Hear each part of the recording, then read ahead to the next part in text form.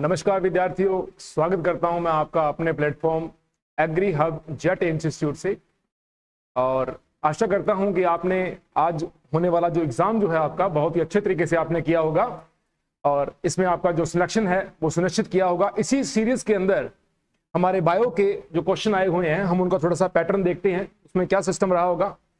Basically मैंने बच्चों से एक बात जिक्र की थी कि आप जो भी अपना एग्जाम करेंगे, इस एग्जाम के अंदर मोस्टली जितने भी प्रश्न जो होते हैं उनकी लैंग्वेज जो होती है वो प्रॉपरली आपको क्वेश्चन के अंदर मिल जाती है। कोई एक वर्ड आपको ऐसा मिल जाता है जिससे आप क्वेश्चन के आंसर के ऊपर स्टिक निशाना जो है लगा सकते हो।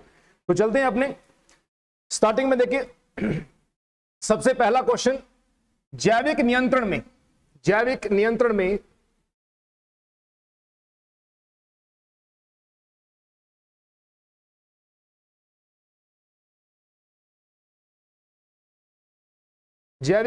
में एजेंट जो कि प्राकृतिक शत्रु और पैरासाइट्स का उपयोग किया जाता है। तो अपने इसमें क्या करना है, आगे का मैटर जो है उसको आप भूल जाओ। आप सामान्य एक चीज को याद रखो कि प्राकृतिक शत्रु और पैरासिटिज्म, जो पैरासाइट्स होते हैं उसका क्या इफेक्ट रहता है। ऑप्शन में देखें, कीटों का शारीरिक रूप से फंसाने के लिए, कीटों को आकर्षित करने के लिए रासायनिक संकेतों का उत्सर्जन करते हैं, शिकार करके परिजीवीकरण करके कीटों की आबादी को नियंत्रित करने के लिए, या कीटों के प्रजनन व्यवहार को बाधित करने के लिए फेरोमोन्स का छोड़ना। तो इसके अंदर जैविक नियंत्रण के रूप में अगर एजेंट की अगर भूमिका देखी जाए तो इसका सही आंसर क्या होगा। सबसे पहले क्या करते हैं, ये शिकार करते हैं और परजीवीकरण करके कीटों की आबादी को कंट्रोल कर देते हैं। जैसे ही कीटों की आबादी कंट्रोल हो जाएगी, धीरे धीरे जो कीट का जो प्रकोप होता है वो भी कम पड़ जाएगा। नेक्स्ट क्वेश्चन पे चलते हैं अपन। सेकंड क्वेश्चन है, जैव प्रौद्योगिकी में जीन लाइब्रेरी का उद्देश्य क्या है। जब आप इसके कॉमनली सभी ऑप्शन जब आप इसको पढ़ोगे, आपको इनके ऑप्शन जो हैं एक दूसरे से मैच करते हुए नजर आएंगे। आपने इसमें अंतर क्या रखना है, निर्जीव वस्तुओं की भौतिक जानकारी संग्रहित करना, ऐसा कभी नहीं हो सकता। ट्रांसजेनिक जीवों का उत्पादन करना, डीएनए अणुओं की संरचना का अध्ययन करना, या क्लोनिंग और विश्लेषण के लिए डीएनए टुकड़ों का संग्रह संचित करना। थोड़ा सा आप क्वेश्चन की ओर जाएंगे, आप इसमें क्या पाएंगे कि सबसे शानदार जो इसका ऑप्शन दिया हुआ है क्लोनिंग। देखो, क्लोनिंग और विश्लेषण, किसी भी डीएनए को विश्लेषण करके उसके छोटे छोटे जो फ्रेगमेंट हैं, डीएनए के जो टुकड़े हैं, इनका संग्रह करके और उनको संचयन करना। किसके लिए संचित करना है, इन फ्यूचर के लिए भी आप इससे क्या बना सकते हो। तो जैव प्रौद्योगिकी के लिए जीन लाइब्रेरी का सबसे बेस्ट जो उद्देश्य होता है उसका आंसर क्या होगा, आपको डी ऑप्शन मिलेगा। क्लोनिंग और विश्लेषण के लिए डीएनए टुकड़ों का संग्रह संचित करना। नेक्स्ट प्रश्न पे चलते हैं अपन। 43 क्वेश्चन में देखिए आप, इसमें आप क्या देखते हैं कि निम्नलिखित में से कौन सा जानवर आमतौर पर फलों की खपत के माध्यम से बीज फैलाने में शामिल नहीं होता। कॉमन सी चीज है, अगर आप इसको थोड़ा ध्यान से देखेंगे तो आप इसमें क्या पाएंगे, फलों की खपत के माध्यम से बीज फैलाने में शामिल नहीं होता। थोड़ी सी अगर अपने बात करते हैं, खरपतवारों का एक स्थान से दूसरे स्थान पर पहुंचना या परागकणों का एक माध्यम से दूसरे माध्यम में पहुंचना, थोड़ा एक उसमें ध्यान दीजिए। इसमें हमारे पास में ऑप्शन आ रहे हैं, नंबर 1 पे पक्षी, नंबर 2 पे कीट, नंबर 3 पे मछली, नंबर 4 पे स्तनधारी। कॉमन सी एक चीज है इसमें, थोड़ा सा आप इसमें अपना आइडियोलॉजी लगाएंगे, इसके अंदर आइडिया लगाएंगे कि पक्षी, कीट और स्तनधारी तीनों ही आपको स्थल माध्यम पर मिलेंगे। एक मछली एक ऐसे मत्स्य वर्ग का प्राणी है जो आपको केवल पानी में मिलेगा, स्थल माध्यम के ऊपर ये नहीं पाया जाएगा, तो शामिल नहीं होता। तो 43 का जो आंसर होगा वो क्या होगा, मछली, सी ऑप्शन होगा इसका। चलते हैं अपन नेक्स्ट क्वेश्चन के ऊपर। लाइकेन प्रदूषण का संकेत देते हैं। लाइकेन जो है वो किस प्रकार के प्रदूषण का संकेत देते हैं, तो इसके लिए सबसे बेस्ट, मैंने अपनी क्लास के अंदर हम बार बार इसको रिपीट करवाते हैं कि SO2 सल्फर डाइऑक्साइड जो होता है, इसका लाइकेन प्रदूषण का संकेत जो होता है वो देता है जहां SO2 की मात्रा ज्यादा होगी वहां लाइकेन उपस्थित होंगे। बार बार रिपीट कर रहा हूं कि SO2 की अधिकता ज्यादा होने पर आपको लाइकेन जो होता है वो ज्यादा मिलेगा। तो इसका प्रदूषक का एक इंडिकेटर जो है वो कौन है? SO2 है। इसी सीरीज में नेक्स्ट क्वेश्चन पे चलते हैं अपन। देखिए बहुत ही शानदार क्वेश्चन आया हुआ है, कई बार ये क्लास के अंदर टीम योद्धा उड़ान बैच को मैंने बार बार ये करवाया हुआ है। देखिए इसमें इस क्वेश्चन की रिक्वायरमेंट क्या है? ये बोल रहा है कि दीमक जिसकी सबसे बड़ी कॉलोनी बताई जाती है, सबसे इसके बारे में एक विशेषता है कि इसकी सबसे बड़ी कॉलोनी होती है।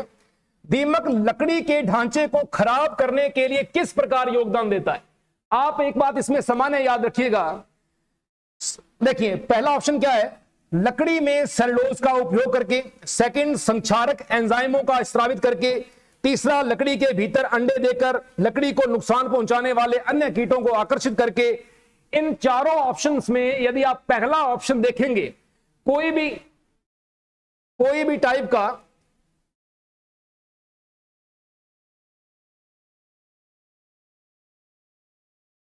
जब आप इसमें देखेंगे कि जो लकड़ी है, लकड़ी में दीमक जो होती है वो अपना प्रभाव कैसे उत्पन्न करती है, तो अपन क्या बोलेंगे कि लकड़ी में जो दीमक है, दीमक क्या करेगी? लकड़ी में सेलुलोज का उपभोग कर लेगी। कहने का मतलब सेलुलोज का डाइजेशन कर देती है, सेलुलोज का ब्रेकडाउन कर देती है। सेलुलोज क्या है? पॉलीसैकेराइड है, हायर पॉलीसैकेराइड है, और इसका पाचन कौन करता है? दीमक करती है। दीमक की आंत में ऐसे सब्सटेंसेस होते हैं जो सेलुलोज का पाचन कर देते हैं। तो इसके लिए सबसे बेस्ट जो आंसर जो होगा वो क्या होगा? लकड़ी में सेलुलोज का उपभोग करके। इसी सीरीज में नेक्स्ट क्वेश्चन पे चलते हैं अपन। क्वेश्चन आया हुआ है कि प्रोटोप्लास्ट संलयन क्या बताया था? जीव द्रव्य संलयन कहते हैं इंग्लिश में। प्रोटोप्लास्ट फ्यूजन में निम्नलिखित में से कौन सा रसायन सबसे अधिक उपयोग किया जाता है? अपन ने बार बार ये करवाया हुआ था, सेल डिवीजन में भी मैंने आपको करवाया था। जब अपने सेल के बारे में टॉपिक पढ़ते हैं उसके बाद में हमने बायोटेक के हमने कुछ बहुत सारे उत्पादों के बारे में पढ़ा था, उनके एंजाइमों के बारे में पढ़ा था, उसकी क्रियाविधि के बारे में पढ़ा था। तो हमने वहां पे क्या पाया था कि इनमें एक ऐसा एंजाइम होता है जो दो कोशिका भित्ति रहित कोशिकाओं को जोड़ने में हेल्प करता है। आपने पढ़ा था कि प्रोटोप्लास्ट का मतलब क्या था? कोशिका भित्ति रहित कोशिका, ऐसी सेल जिसकी हमने सेल वॉल को हटा दिया है with the help of cellulose, hemicellulose, है ना, पैक्टिनेज के द्वारा आपने उनको हटा दिया है। उसके बाद में जो सेल वॉल को हटाने के बाद में जो भी मटेरियल बचता है उसे अपन प्रोटोप्लास्ट कहते हैं। और जब अपने दो विभिन्न कोशिकाओं के प्रोटोप्लास्ट को आपस में फ्यूजन करवाएंगे, उनको आपस में जोड़ेंगे, तो वहां पे सर्वश्रेष्ठ जो भूमिका होगी वो किसकी होगी? PEG की होगी। पॉलीएथिलीन ग्लाइकोल का इस्तेमाल किया जाता है जिसके द्वारा आप प्रोटोप्लास्ट का फ्यूजन करवाते हो। ठीक है बेटा, तो सबसे शानदार एग्जांपल जो होगा इसका पॉलीएथिलीन ग्लाइकोल का इस्तेमाल किया जाता है। इसी सीरीज में नेक्स्ट क्वेश्चन पे चलते हैं अपन। क्वेश्चन आया हुआ है कि उच्च स्तरीय रेडियोधर्मी कचरे समझिए आप कि ये न्यूक्लियर वेस्ट के बारे में बात कर रहा हूं।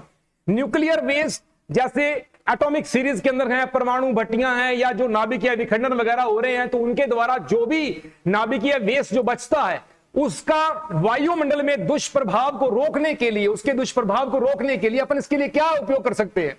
तो रेडियोधर्मी कचरे के दीर्घकालीन निपटान के लिए उपयोग की जाने वाली सबसे आम विधि कौन सी है? लघुकालिक नहीं है, ये दीर्घकालिक निपटान के लिए इस्तेमाल कर रहे हैं।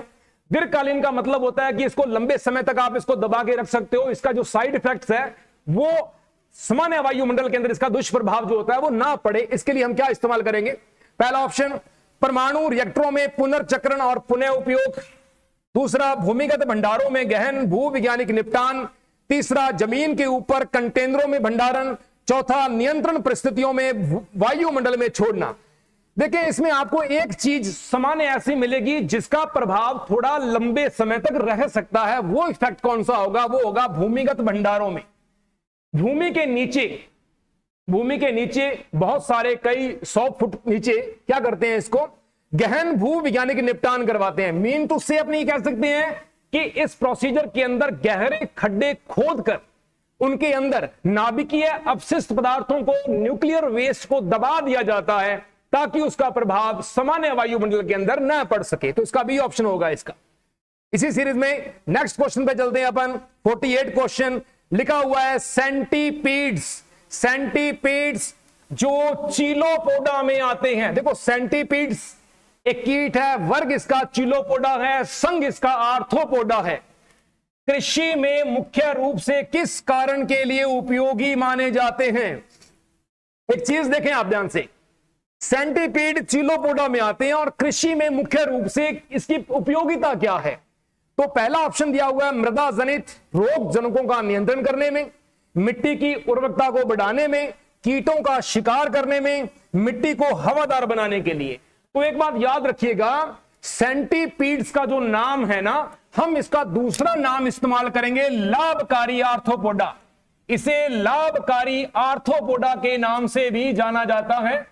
कहने का मतलब कि ये एक ऐसा सदस्य है आर्थ्रोपोडा का जो क्या करता है, जो बेसिकली घरेलू मक्खियों, तिलचट्टा या और जैसे टिड्डी, मच्छर, जो भी जितने भी प्रकार के जो वायुवीय जो कीट पाए जा रहे हैं, उन कीटों का क्या करता है, ये शिकार करता है, उनका ये भक्षण करता है। तो इसका आंसर क्या होगा बेटा? सी आंसर होगा इसका। इसी सीरीज में चलता हूं मैं 49 क्वेश्चन के ऊपर। 49 क्वेश्चन की जो रिक्वायरमेंट है वो क्या कह रहा है ये, कि शुक्राणु कोशिका परिपक्वता, देखो मैच्योरेशन, परिपक्व होना और भंडारण, प्राथमिक भंडारण किसका? स्पर्म का, की प्रक्रिया प्राथमिक रूप से कहां होती है? तो एक बात ध्यान रखिएगा, सिंपल सी बात है। मैंने उड़ान बैच और योद्धा बैच के अंदर मैंने आपको एक स्टार्टिंग एक सीक्वेंस करवाया था। मैंने मोस्टली बोला था कि बहुत सारे क्वेश्चन ऐसे होते हैं जिनके पदानुक्रम, उनकी जो सीरीज होती है वो आपको अपने ध्यान में रखनी होती है। तो उसके लिए सबसे पहली चीज हम इसके बारे में क्या पढ़ेंगे कि जो स्पर्म है, स्पर्म का फॉर्मेशन किधर हो रहा है? स्पर्म जो है वो निर्मित कहां हो रहे हैं? वो एक टेस्टिस में हो रहे हैं। अपने बोल देंगे कि वो वृषण नामक संरचना के अंदर उसका फॉर्मेशन हो रहा है, सेमिनिफेरस ट्यूब्यूल्स में हो रहा है। वहां से ये निकलकर सबसे पहले जहां जाएंगे उसको बोलेंगे परिपक्वता के लिए भंडारण करना। परिपक्वता और भंडारण दोनों का काम। इसके लिए ऑप्शन देखिए आप, सेमिनिफेरस नलिकाएं, एपिडिडमिस, वास डेफरेंशिया, प्रोस्टेट ग्रंथि। इन चारों ऑप्शंस में से आप ध्यान रखिए कि मैंने प्रश्न में डायरेक्ट कॉपी में लिखवाया था कि एपिडिडमस, जिसे अपने अधिवृषण कहा जाता है, अधिवृषण वह एक ऐसा स्थान है जहां पर शुक्राणुओं का प्राथमिक भंडारण और मैच्योरेशन यानी कि परिपक्वता लाई जाती है। तो इसका ऑप्शन क्या होगा? बी ऑप्शन होगा। इसी सीरीज में नेक्स्ट क्वेश्चन पे चलते हैं। 50 नंबर क्वेश्चन जो है, कॉकरोच की श्वसन प्रणाली में मुख्य रूप से शामिल क्या है? तो कॉकरोच की जो श्वसन प्रणाली है, इस प्रणाली के अंदर देखें आप इसमें क्या आ रहा है कि इसका हमने देखना है कि जो श्वसन प्रोसीजर जो है वो कॉकरोच में किस भाग से हो रही है। फेफड़े, गलफड़े, श्वसन नली, स्पाइरेकल्स। याद रखिएगा, फेफड़े गलफड़े का कोई संबंध नहीं है कॉकरोच से। तो इसके लिए कॉकरोच के लिए सबसे बढ़िया जो इसके अंदर जो सिस्टम पाया जाता है वो होता है श्वास नली। इसे कहा जाता है ट्रैकिया। क्या कहा जाता है? इसे ट्रैकिया कहा जाता है। आपको यह भी याद होगा कि ये बार बार क्वेश्चन रटाया हुआ है कि श्वास नली ट्रैकिया की संख्या 3 होती है। श्वास नली ट्रैकिया जो होते हैं वो कॉकरोच के एब्डोमेन और थॉरेक्स के ऊपर 10 संरचनाओं के द्वारा, 10 छिद्रों के द्वारा, 10 नलिकाओं के द्वारा जब ये आपस में खुलते हैं तो उसे स्पाइरेकल कहा जाता है। हालांकि इस क्वेश्चन की रिक्वायरमेंट के अकॉर्डिंग, क्वेश्चन की जो डिमांड पूछी गई है उसमें प्रणाली में मुख्य रूप से ऑर्गन का नाम पूछा गया तो बोलेंगे श्वास नली ट्रैकिया। लेकिन यदि यह क्वेश्चन थोड़ा सा और रूपांतरित होता तो श्वास नली जो ट्रैकिया होते हैं वो पोर्स के द्वारा, नलिकाओं के द्वारा कॉकरोच के एब्डोमेन और थॉरेक्स के ऊपर ओपन होते हैं तो बोलेंगे स्पाइरेकल्स। इसका आंसर होगा सी, श्वास नली। इसी सीरीज में नेक्स्ट क्वेश्चन देखते हैं। रक्त प्रकार A B, blood group A B के बारे में पूछा गया है। यहां पे ब्लड ग्रुप कौन सा है? ए बी के बारे में पूछा गया है। ब्लड ग्रुप ए बी को सामान्य प्राप्तकर्ता अपने कह सकते हैं यूनिवर्सल रिसीवर, सार्वत्रिक ग्राही के रूप में ए बी ब्लड ग्रुप को माना गया है। डी कॉस्टले एंड स्टुरली ने इसके बारे में बहुत बड़ी विवेचना की थी। उसने क्या बताया था कि इस रक्त प्रकार में व्यक्ति के अंदर क्या पाया जाता है। तो आपको मैंने एक ट्रिक के माध्यम से करवाया था कि जहां ब्लड ग्रुप ए बी होगा उसमें एंटीबॉडी नहीं होंगे, जहां ब्लड ग्रुप ओ होगा उसमें एंटीजन नहीं होंगे। तो ए बी ब्लड ग्रुप की बात कर रहे हैं तो इसके अंदर इसका ऑप्शन क्या होगा? ए और बी दोनों एंटीजन पाए जाएंगे लेकिन इसमें एंटीबॉडी नहीं होते। इसी सीरीज में नेक्स्ट क्वेश्चन पे चलते हैं अपन।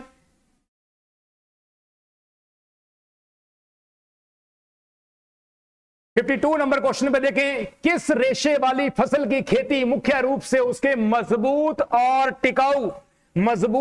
टिकाऊ रेशों के लिए की जाती है और जिनका यूज बेसिकली रस्सियां और कपड़ा बनाने में किया जाता है। देखो ध्यान से, जब तक प्रश्न यह पूछा गया कि फसल की खेती मुख्य रूप से उसके मजबूत और टिकाऊ रेशों के लिए बात आ रही है, तो हमारे पास में इन दोनों ऑप्शनों को काट कर 50-50 ऑप्शन बच गया। कौन सा? कपास और सन हेम्प। फिर हमने पढ़ा कि इनका उपयोग रस्सियों और कपड़ा बनाने में, देखो कपड़ा बनाने में कपास का बेस्ट यूज होता है, लेकिन जहां रस्सियों की बात करेंगे तो उसके लिए सन हेम्प का इस्तेमाल होगा, क्रोटोलेरिया का इस्तेमाल होगा। यह है क्रोटोलेरिया, तो अपन क्या बोलेंगे? सन हेम्प का इस्तेमाल जो होता है रस्सियां और कपड़ा बनाने, दोनों के अंदर इसकी भूमिका निभाती है। इसी सीरीज में नेक्स्ट क्वेश्चन पे चलते हैं अपन। प्रोकैरियोटिक कोशिका में प्रतिलेखन और अनुवादन। प्रतिलेखन और अनुवादन का मतलब क्या है? यहां पे ट्रांसक्रिप्शन और ट्रांसलेशन। ट्रांसक्रिप्शन और ट्रांसलेशन किसमें पूछा गया है? प्रोकैरियोटिक कोशिकाओं में पूछा गया। ये होते कहां पे? अब एक मैंने आपको क्लास के अंदर बड़ी अच्छी तरीके से मैंने इसके बारे में चर्चा की थी कि प्रोकैरियोटिक जो सेल्स होती हैं उनमें केंद्रक द्रव्य और कोशिका द्रव्य दोनों में विभेदन नहीं हो पाता, उसमें सुस्पष्ट केंद्रक झिल्ली नहीं होती, जिसकी वजह से उसमें दोनों के बीच में कोई विभेदन नहीं है, पता ही नहीं चल रहा कि केंद्रक द्रव्य कहां है, साइटोप्लाज्म कहां है। तो अपन इसके अंदर क्या बात करेंगे? प्रोकैरियोटिक कोशिकाओं में अनुलेखन और अनुवादन कहां होता है, तो अपन इसमें बात करेंगे एक साथ साइटोप्लाज्म में। साइमल्टेनियसली अपने बोलेंगे साइटोप्लाज्म के अंदर ये प्रेजेंट होता है, तो क्या बोलेंगे? साइटोप्लाज्म में है और एक साथ होता है। जैसे इसमें यह सिस्टम नहीं होता कि पहले अनुलेखन होगा फिर अनुवादन होगा, यानी कि पहले डीएनए से एमआरएनए बनेगा फिर एमआरएनए से प्रोटीन बनेगा, ऐसा नहीं होता। इस प्रोसीजर के अंदर डीएनए से एमआरएनए और एमआरएनए से प्रोटीन संश्लेषण। हकीकत यह बोलती है कि अनुलेखन अभी समाप्त भी नहीं हुआ होता, उससे पहले ही अनुवादन स्टार्ट हो जाता है। तो अपन क्या बात करेंगे कि एक साथ साइटोप्लाज्म के अंदर प्रतिलेखन और अनुवादन दोनों की प्रोसीजर जो होती है वो सेम तरीके से होती है। नेक्स्ट क्वेश्चन पे चलते हैं, 54 नंबर क्वेश्चन।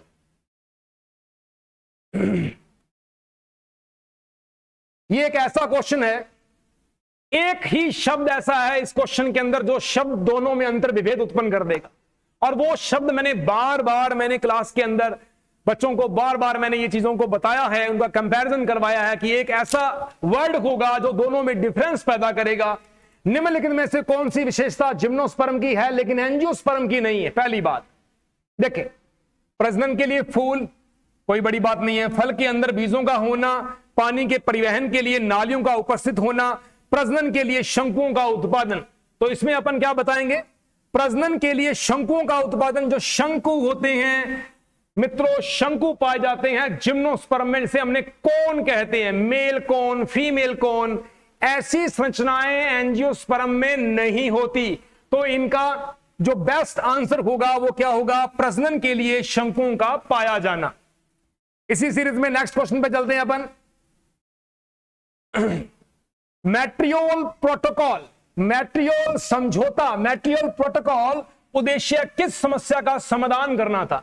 पहली बात सुने, ये समस्या कौन सी थी? समस्या थी ओजोन परत के अंदर जो अपघटन हो रहा है उसका कारण सीएफसी गैसों का उत्पादन। तो इसमें क्या हुआ? 1987 के अंदर 1987 के अंदर लगभग यहां पे एक मैट्रियल प्रोटोकॉल, एक विश्व शिखर सम्मेलन की भांति एक बहुत सारे देशों का एक आयोजन हुआ। इस आयोजन के अंदर बहुत सारे देशों ने एक शपथ ग्रहण की कि ओजोन परत की कमी जो हो रही है, जो ओजोन परत का जो अपघटन हो रहा है, उस अपघटन करने के लिए जो भी कारक जिम्मेदार हैं उन कारकों का उत्पादन कम से कम किया जा सके, इसीलिए बोला गया है मैट्रियल समझौता। नेक्स्ट क्वेश्चन चलते हैं। केंचुए में विशेष मांसपेशीय संरचना को क्या कहते हैं जो मिट्टी में चलने में हेल्प करती है? बार बार मैंने इस्तेमाल किया था शब्द ये कि यहां पूछा जाएगा सीटी। सीटी को हिंदी में कहते हैं शूक। बहुत बार मैंने अपने जेट उड़ान और योद्धा बैच के अंदर मैंने ये कहा था कि ये प्रश्न में कभी भी शूक लिखा नहीं आएगा, यहां सीटी आएगा। वो प्रश्न आज आपके बिल्कुल सामने आया हुआ है। तो मैं आशा करता हूं कि बहुत सारे बच्चों ने बिना समय गवाए हुए ये अपना प्रश्न जो है बहुत अच्छे तरीके से सही किया होगा। इसका ऑप्शन है डी, सेटे। नेक्स्ट चलते हैं अपने इसी सीरीज के अंदर। कृषि में रासायनिक कीटनाशकों के उपयोग का संभावित नुकसान निम्नलिखित में से कौन सा है? भी रासायनिक कीटनाशक जो है ना, इनके लिए अपन क्या करवाएंगे? कृषि में रासायनिक कीटनाशकों के उपयोग, हमने कीटनाशकों का यूज किया, वो संभावित नुकसान क्या कर सकता है? बेस्ट आंसर इसके अंदर क्या मिलेगा? समय के साथ फसल की पैदावार में कमी हो जाएगी। याद रखिएगा, यदि ये पैदावार में एकदम से कमी हो जाए तो लोग कीटनाशकों का उपयोग करना ही बंद कर देंगे। परंतु जैसे जैसे कीटनाशकों के उपयोग में वृद्धि हो रही है, उसी भांति इसका जो पूरा प्रभाव जो है वो समय के साथ फसलों की पैदावार में कमी होने के साथ साथ में यह दर्शाया जा रहा है। तो इसका बेस्ट आंसर कौन सा होगा? बी आंसर होगा इसका। इसी सीरीज में अपने चलते हैं नेक्स्ट क्वेश्चन के ऊपर। क्वेश्चन आया हुआ है, एपिकल डोरमेंसी शीर्ष प्रभाविता की प्रक्रिया को किस पादप हार्मोन के द्वारा नियंत्रित किया जा सकता है? अपने इस्तेमाल करेंगे ऑक्सिन का। सबसे शानदार एग्जांपल है ऑक्सिन का। ऑक्सिन में प्राकृतिक ऑक्सिन के रूप में आप इसके अंदर IAA की बहुतायत इस्तेमाल कर सकते हो। तो इंडोल एसिटिक एसिड की मात्रा जो होती है वो शीर्ष प्रभाविता को नियंत्रित करने में सहायता उत्पन्न करती है। ठीक है जी, चलते हैं अपने नेक्स्ट क्वेश्चन के अंदर। 59 नंबर क्वेश्चन है। क्वेश्चन क्या पूछ रहा है कि यूकैरियोटिक कोशिकाओं का साइटोस्केलेटन किसका बना होता है? क्लास में बार बार चर्चा करके आपको यह बताया गया था, साइटोस्केलेटन का मतलब क्या होता है? यूकैरियोटिक कोशिकाओं का कंकाल। किसी भी सेल का कंकाल कैसे बनता है? कंकाल के निर्माण के लिए देखिए, ऑप्शन देखिए, microtubules, microfilament, intermediated filaments, ribosomes, rough endoplasmic reticulum, centrosome, centriole, lysosome, peroxisome. इसमें सबसे बेस्ट आंसर होगा माइक्रोट्यूब्यूल्स, फिलामेंट्स, इंटरमीडिएट फिलामेंट्स। क्यों? क्योंकि इसमें ट्यूब्यूलिन प्रोटीन, मैंने कितनी बार बोला था, किसी भी चीज की फ्लेक्सिबिलिटी के लिए कुछ प्रोटीन्स के इस्तेमाल होते हैं। अपने क्या बोलेंगे? माइक्रोट्यूब्यूल्स, माइक्रोफिलामेंट्स, इंटरमीडिएटेड फिलामेंट्स का इस्तेमाल सर्वाधिक होता है किसके निर्माण के लिए? साइटोस्केलेटन के निर्माण के लिए। वो भी कौन सी कोशिकाओं में? यूकैरियोटिक कोशिकाओं में। नेक्स्ट क्वेश्चन चलते हैं अपने। इटाई सबसे पहले तो आप ये देखें कि ये जो शब्द जो हो रहा है, जिसका इस्तेमाल हो रहा है इटाई, ये शब्द एक जापानी शब्द है, एक जापान का एक वर्ड है। इसमें क्या आ रहा है कि इटाई की विषाक्तता के कारण होता है। पहली बात तो पूछा गया कि ये जो रोग है वो कौन से पदार्थ के विषकारी प्रभाव के द्वारा उत्पन्न हुआ है? तो अपने बोलेंगे कैडमियम के द्वारा हुआ है, पहला आंसर। अधिक जानकारी के लिए ये इटाई शब्द कब प्रयोग में आया? 1912 के अंदर आया। 1912 के अंदर आया। और कहां आया? ये जापान में था। जापान का एक प्रदेश था टोयोमा बोलते हैं इसको, टोयोमा एक ऐसा प्रांत था जहां पे कैडमियम युक्त विषाक्त राइस खाने से यह बीमारी उत्पन्न हुई थी। राइस खाने से यह बीमारी उत्पन्न हुई थी, मतलब विषैले कैडमियम युक्त दूषित चावलों का सेवन किया गया टोयोमा में, जापान में 1912 में। तब यह रोग हुआ इटाई रोग की जानकारी के लिए थोड़ा सा बताऊंगा आपको मैं। ये स्पाइन और जॉइंट का पेन उत्पन्न करता है। ये आपके जोड़ों में या आपके स्पाइन्स के अंदर ये प्रॉब्लम क्रिएट करता है। तो इससे क्या हो जाएगा? कैडमियम जो होता है उसकी वजह से आपको क्या मिलेगा? इटाई रोग जो उत्पन्न हो जाएगा। नेक्स्ट चलते हैं अपने इसी सीरीज के अंदर। निम्नलिखित में से कौन सा सामान्य रूप से जीवों द्वारा उपयोग किया जाने वाला श्वसन उत्पाद है? बार बार हम इसके बारे में चर्चा कर चुके हैं।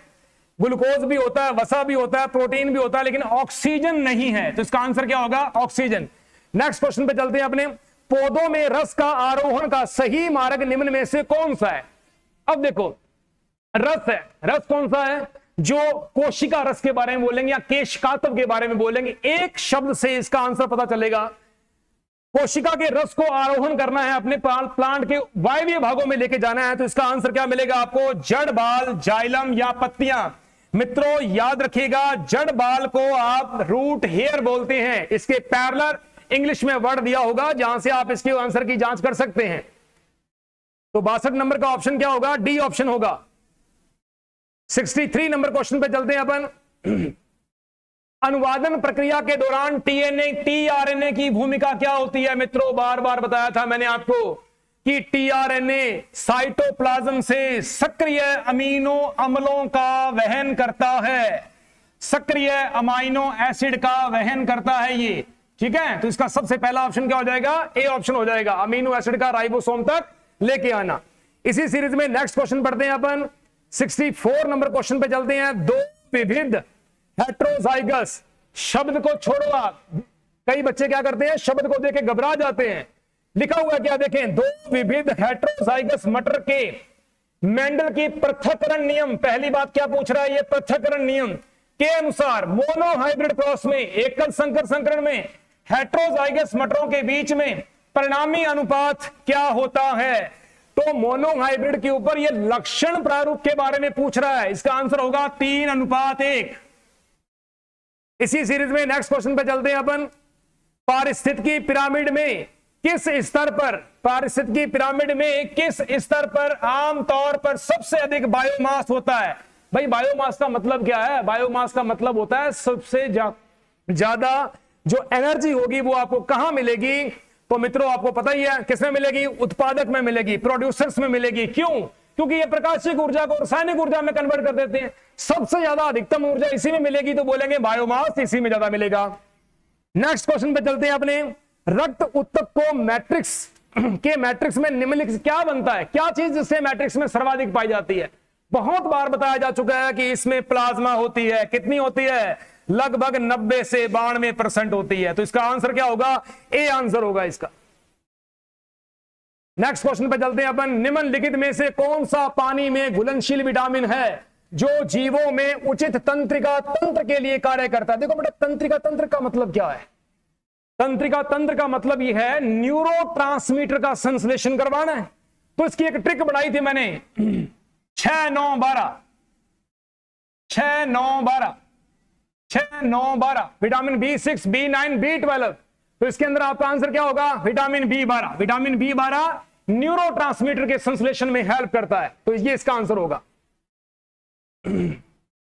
इसी सीरीज में 68 नंबर क्वेश्चन पे चलते हैं अपन, न्यूक्लियोलस। न्यूक्लियोलस का मतलब है मित्रों केंद्रिका। बार बार मैंने बच्चों को एग्जांपल देकर भी कहा था कि आप ध्यान दीजिएगा, केंद्रक को न्यूक्लियस और केंद्रिका न्यूक्लियोलस कहा जाता है, इनमें अंतर विभेद आएगा, तो इंग्लिश के पेपर को पैटर्न को पढ़ के जाइएगा। तो न्यूक्लियोलस मुख्य रूप से किस प्रकार के आरएनए का संश्लेषण करती है? ये पढ़ा, राइबोसोमल आरएनए। कहने का मतलब राइबोसोमल आरएनए की मां मानी जाती है ये जन्म भूमि है केंद्रिका। चलते हैं अपने नेक्स्ट क्वेश्चन के ऊपर, टिश्यू कल्चर के जनक, एक्चुअली में ये पूरा नाम आना चाहिए था, प्लांट टिश्यू कल्चर, गॉटलिब हैबरलैंडिट। इसका स्पष्ट आंसर लिखा पड़ा गॉटलिब हैबरलैंडिट, ये इसके खोजकर्ता थे, ये इसके जनक के रूप में जाने जाते हैं। 70 क्वेश्चन में देखें, शहद उत्पादन के अलावा मधुमक्खियों से प्राप्त मोम का उपयोग विभिन्न उद्योगों में किया जाने लगा है। किसमें करते हैं? अपने कपड़े में, निर्माण में, फार्मास्यूटिकल, ऑटोमेटिव्स। एक बात ध्यान दीजिएगा, शहद उत्पादन के साथ साथ में मोम जो होती है, मोम जिसको अपने बी वैक्स का इस्तेमाल करते हैं। बी वैक्स के लिए मैं यहां पे 2 ऑप्शन डाल रहा हूं, ये निर्माण भी हो सकता है कि उनके हाउस की फॉर्मेशन के लिए निर्माण भी कर सकती है, कंस्ट्रक्शन कर सकती है, लेकिन मेरी जो नजरिया है वो ये कहता है कि इसमें मोम प्रोडक्शन जो है, मधुमक्खी या मोम के उत्पादन के अलावा इसमें फार्मास्यूटिकल का जो उत्पाद, ये जो इसका उद्योग जो है, इसमें इसका इस्तेमाल ज्यादा होता है, क्योंकि बहुत सारी कॉस्मेटिक और बहुत सारी ऐसी चीजें होती हैं जिनका इस्तेमाल जो होता है, जिनके अंदर शहद जो होते हैं वो बहुत बड़ी भूमिका निभाता है। तो मैं इसको फार्मास्यूटिकल और निर्माण दोनों की ऑप्शन में डाल रहा हूं, लेकिन मेरा नजरिया थोड़ा सा फार्मास्यूटिकल पर ज्यादा जा रहा है। इसी सीरीज में अपने नेक्स्ट क्वेश्चन पे चलते हैं अपन, 71 नंबर क्वेश्चन पे, यांत्रिक रोग प्रबंधन उपयोग में शामिल है। याद रखिएगा, यांत्रिक, यांत्रिक का मतलब क्या होता है? मैकेनिकल। इसमें कोई जैविक काम नहीं करना, मैकेनिकल काम करना है। तो संक्रमित पौधों के अंशों को हटाना, ये आप हटा सकते हो। जैसे आपने आवर्त बीजियों में जनन के अंदर आपने पढ़ा था थैली बांधना, अभी पुंसन करना, वो भी एक मैकेनिकल विधि थी। उसी प्रकार से आप इन अंशों को हटा सकते हो, तो इसका आंसर होगा सी। 72 नंबर क्वेश्चन पे देखते हैं अपन, स्तनधारियों में सांस लेने के दौरान डायफ्राम के साथ में क्या घटित होता है? डायफ्राम क्या काम करता है? सही आंसर होगा इसका, डायफ्राम पहले सिकुड़ता है और फिर यह चपटा हो जाता है। लेकिन थोड़ा सा यदि इसको और किया जाए तो आंसर तो इसका यहां पे तो यही आंसर है, लेकिन सिकुड़ता है और नीचे की ओर बढ़ता है। यदि इसके ऑप्शन में ये और जुड़ जाता तो ये आंसर और अच्छा सही हो जाता, लेकिन अभी के लिए इसका आंसर ए ऑप्शन होगा। बोलेंगे सिकुड़ता है और चपटा हो जाता है। इसी सीरीज में 73 नंबर क्वेश्चन पे अपने चलते हैं। दो जीवों को एक ही क्रम में वर्गीकृत किया गया है। बात आती है कि दो जीव जो है उनको एक क्रम में वर्गीकृत किस लिए करते हैं और क्यों करते हैं। देखें, उन्हें एक ही परिवार में शामिल होना चाहिए? नहीं। एक ही जीनस के जीवों की तुलना में एक दूसरे के साथ में कम विशेषताएं साझा करते हैं? यह भी नहीं है। एक ही प्रजाति के होते हैं, लेकिन इससे बढ़िया जो आंसर होगा वो मिलेगा आपको डी ऑप्शन में, निकट संबंधी होते हैं और अनेक विशेषताओं को साझा करते हैं। तो ये क्या हो जाएंगी? ये इनकी विशेषताएं क्या हो जाएंगी? इनकी आपस में साझा करते हैं, क्योंकि वो एक ही वर्ग से हैं, एक ही नजदीकी संबंधित होते हैं। तो अभी चलते हैं अपने 74 नंबर क्वेश्चन के ऊपर इसी सीरीज के अंदर। देखें, प्लैटीहेल्मिन्थेस फाइलम की विशेषताएं। क्लास के अंदर बहुत बार ये चर्चा की जा चुकी है कि बहुत सारे इनवर्टिब्रेट के ऐसे फाइलम्स हैं जिनके सामान्य लक्षण पूछे जाएंगे। उसमें क्वेश्चन आया हुआ है प्लैटीहेल्मिन्थेस के बारे में। तो प्लैटीहेल्मिन्थेस की सबसे मोटी मोटी विशेषता पढ़ लो आप। प्लेट मैंने फीता, तो क्या बोलेंगे? सबसे पहली विशेषता फीता क्रमी है। पढ़ो फीता क्रमी कहां पे है? ये पढ़ा फीता, ये पढ़ा। मैंने बहुत बार बोला था एक शब्द को ढूंढ लेना, आंसर मिल जाएगा। ये पढ़ा। सी ऑप्शन, समतांत्रिकता के साथ। समतांत्रिकता का मतलब होता है बायलैटरल सिमेट्री, और फीते जैसा इसका शरीर होता है। ठीक है जी। नेक्स्ट क्वेश्चन चलते हैं अपन 75 नंबर क्वेश्चन के ऊपर। गोल्जी उपकरण की महत्वपूर्ण भूमिका। क्या यह प्रोटीन संश्लेषण करता है या लिपिड करता है? यह दोनों ही करता है। तो क्या बोलेंगे ऑप्शन इसका? प्रोटीन और लिपिड का संशोधन, वर्गीकरण और पैकेजिंग के अंदर। कहने का मतलब प्रोटीन लिपिड दोनों का संश्लेषण करने के साथ साथ में ये पैकेजिंग का भी काम करता है, क्योंकि आपको पता है ना कि गोल्जी बॉडी को ट्रैफिक पुलिसमैन या सफाई कर्मचारी ऑफ ए सेल भी कहा जाता है। ये इसका आंसर होगा इसका। तो चलते हैं 76 नंबर क्वेश्चन के ऊपर। बबुल जैसे पौधे में किस प्रकार का पत्ती संशोधन मौजूद होता है, जहां पत्ती की ब्लेड एक चपटी डंठल जैसी संरचना। अरे चपटी डंठल तो एक ही होती है भाई, फाइलोड। इसका आंसर क्या होगा? फिलोड होगा इसका आंसर। 77 नंबर क्वेश्चन के ऊपर चलते हैं अपन। पौधों में अनुभागीय जड़ों। मित्रों आप कंफ्यूज होते हो, अनुभागीय जड़ों एक गंदा सा शब्द आ जाता है, आपका दिमाग हिल जाता है। अरे ये सोचो, अनुभागीय जड़ों का निर्माण, मैंने कितनी बार बोला था, प्लांट एनाटॉमी में आने वाले अधिकतम क्वेश्चनों का आंसर पेरिसाइक्ली होता है। पता है ये क्या पूछा गया है? ये पूछा गया है पार्श्व मूलों की उत्पत्ति पूछी गई है आपसे, बस उसी को बोलते हैं पेरिसाइक्ली। परिरम बोलेंगे इसको अपने। D option. 78 नंबर क्वेश्चन पे देखें, ये तो बहुत शानदार क्वेश्चन है, सभी बच्चों का लगभग सही होगा। रूट नॉट जैसे रोग उत्पन्न करने के लिए मुख्य रूप से कौन सा सूत्रक्रमी जिम्मेदार होता है? पहला ऑप्शन है मेलाइडोगन। ठीक है, मेलाइडोगन। 79 क्वेश्चन के ऊपर चलते हैं अपन। निम्नलिखित में से कौन सा कारक जनसंख्या की वृद्धि में सीमित करने वाले, देखो सीमित कारक पूछा गया है, बार बार बोला गया है मैंने, सीमित संसाधनों के लिए जो स्पर्धा होती है उसमें कौन कौन से घटक पाए जाते हैं? देखें ध्यान से। जनसंख्या की वृद्धि के लिए पूछा गया है, शिकार भी होगा, प्रतिस्पर्धा भी पाई जाएगी, रोग भी होंगे उसके अंदर, लेकिन संसाधनों की प्रचुरता नहीं होगी। क्यों नहीं होगी? संसाधनों की प्रचुरता होगी तो किसी एक जाति का हास नहीं होगा, गाउसे का नियम फेल हो जाएगा। संसाधन हमेशा लिमिटेड होते हैं, लिमिटेड संसाधनों के लिए स्पर्धा होगी, और जब स्पर्धा होगी तभी उसी में किसी जनसंख्या कोई एक विशेष जाति का चयन किया जाएगा। तो मित्रों इसका आंसर क्या होगा? डी आंसर होगा। अब चलते हैं अपन बायोलॉजी के इस पेपर की सीरीज में अंतिम प्रश्न की ओर बढ़ रहे हैं। प्रश्न के बारे में थोड़ा सा देखें आप, क्या लिखा हुआ प्रश्न क्या बोल रहा है ये। गर्भावस्था यानी कि प्रेगनेंसी के दौरान गर्भाशय की परत को बनाए रखने के लिए कौन सा हार्मोन जिम्मेदार है? देखिए, गर्भावस्था के दौरान गर्भाशय की परत के बारे में पूछा गया। मित्रों, गर्भाशय की परत कौन सी है? एंडोमेट्रियम स्तर, जहां भ्रूण का रोपण हुआ था। अब गर्भाशय की परत को बनाए रखने के लिए कौन सा हार्मोन चाहिए? पहली बात तो यह है कि प्रेगनेंसी हार्मोन किसे बोलते हैं? प्रोजेस्टेरोन को। तो प्रोजेस्टेरोन हार्मोन जो है इसके लिए रिस्पॉन्सिबल है। लेकिन यदि यह देखा जाए कि कौन सा हार्मोन जिम्मेदार है, इसकी जिम्मेदारी किसकी होती है, तो प्रोजेस्टेरोन को बढ़ाने की जिम्मेदारी मित्रों किसकी होती है? फॉलिकल स्टिमुलेटिंग हार्मोन की होती है। तो देखा जाए आंसर दोनों ही सही बन रहे हैं। प्रेगनेंसी हार्मोन प्रोजेस्टेरोन है, लेकिन प्रोजेस्टेरोन बराबर मात्रा में स्रावित होता रहे, इसकी जिम्मेदारी किसकी है? फॉलिकल स्टिमुलेटिंग हार्मोन्स की है। तो लास्ट वाले क्वेश्चन में मैं थोड़ा सा संशय प्रकट कर रहा हूं। आंसर हालांकि दोनों पड़े हैं, लेकिन कहीं ना कहीं क्वेश्चन में कोई शब्दार्थ की कोई कमी आई हुई है। ये देखते हैं कि इसको जो आपका आपके एग्रीकल्चर पेपर जेट का जो भी इसकी संस्था करवा रही है, वो इसको कौन सा आंसर सही करती है। वैसे प्रोजेस्टेरोन हार्मोन गर्भावस्था को बनाए रखने के लिए और फॉलिकल स्टिमुलेटिंग हार्मोन प्रोजेस्टेरोन के प्रॉपर स्त्रावण के लिए सहायक होता है। तो आशा करता हूं कि आपके सभी प्रश्न जो होते हैं आप इनसे संतुष्ट हुए होंगे और आपका जो आपने पेपर के अंदर अच्छा प्रदर्शन किया होगा और उसके साथ में आपने अपना सिलेक्शन जो है वो सुनिश्चित किया होगा। Thank you.